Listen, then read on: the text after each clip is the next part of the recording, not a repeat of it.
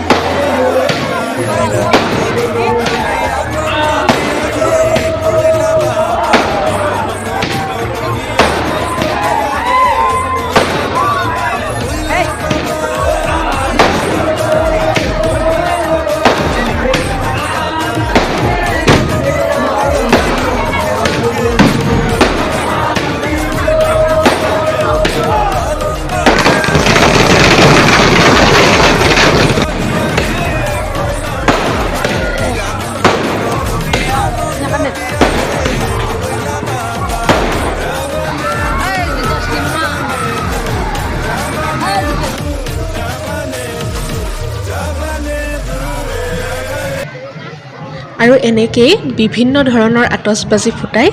গন্ধ উৎসৱটো পালন কৰা হয়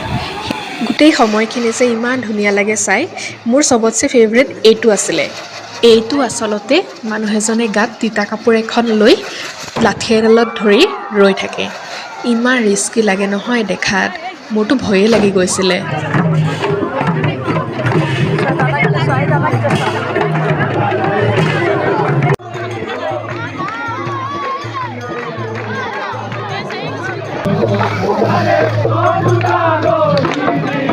তাৰ পাছত হেয়া মেজি জ্বলোৱা হয় যোনটোক আমি মেকদাহ বুলি কওঁ বাৰু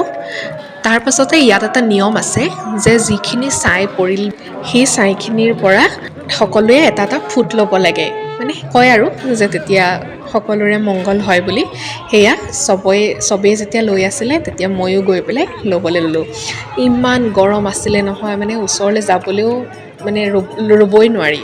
তথাপিতো যেনে তেনে গৈ মুখত কাপোৰ এখন লৈ পেলাই